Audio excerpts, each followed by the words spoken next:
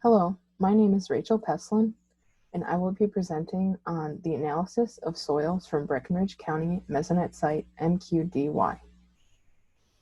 My co-authors are Jessica Garrison, Mike Suggs, Charlie O'Connell, and Andrew Wolf.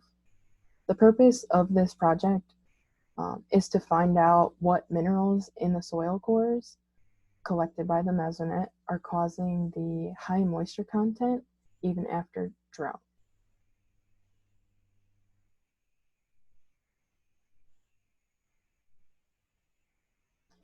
Kentucky Mesonet at WKU. The Mesonet is a network of automated weather and environmental monitoring stations designed to observe mesoscale meteorological phenomena. Stations collect a full suite of meteorological data, as well as soil moisture and temperature data. Other data that they collect is wind speed, moisture, precipitation, and more. The samples for this project came from the Kentucky Mesonet. Location of sample extraction was Breckinridge County, Kentucky. The exact location was 1.3 miles east of MQDY on north side of Kentucky Highway 261. Samples were taken at depths of 2, 4, 8, 20, and 40 inches. This site, the MQDY site, is no longer active for the Mesonet. The date of extraction for these samples was in September of 2019, which was a drought month across the state of Kentucky. And these samples, even on collection, were very moist, which raised the purpose of this project. Procedure, we extracted 1 inch length and 1 inch diameter core samples and placed them in 500 milliliter beakers. Then they were placed in an oven to dry at a temperature between 70 to 100 degrees Celsius. After drying, the samples were taken and halved. Half of the sample was ground down with a mortar and pestle and then sieved through a number 60 sieve, which is 250 microns. And this process was repeated until the whole sample made it through the sieve.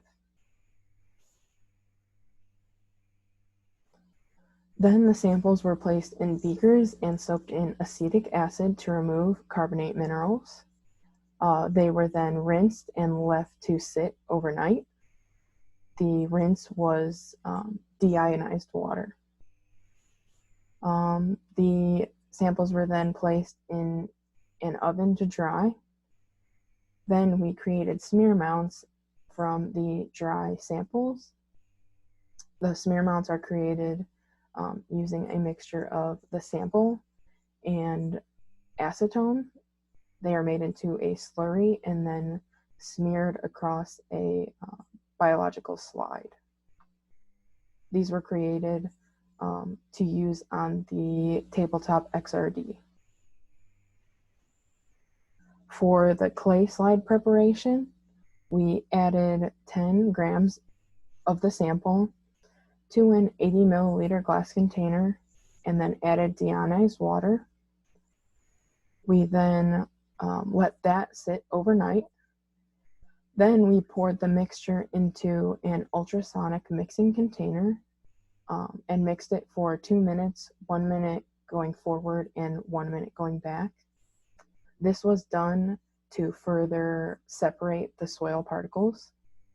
We then added antiflocculate sodium hexametaphosphate to the sample. We stirred it and for 50 seconds. Then we let it rest for 15 minutes. We used a pipette to get the solution from the container to the glass slide. And then once it was on the glass slide, we let it dry. And that is shown in the picture on the top right, the finished dry clay slides. X-ray diffractometer was the instrument that we were going to use to analyze the samples. The X-ray diffractometer analyzes crystal structure of the sample from the scattering pattern created when it is hit by X-ray beam. Crystalline structure is compared to a database of known structures, which would tell you the ID of each of the composition in that sample.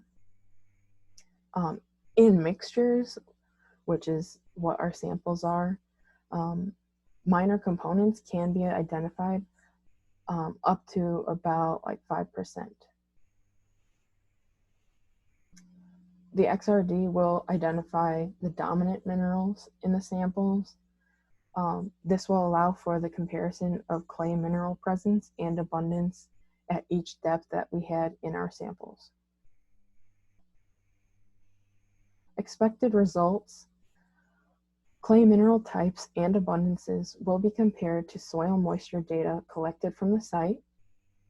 The study outcomes include identification of dominant minerals with a focus on clay minerals, which comprise approximately 28% of the Breckinridge MQDY core samples.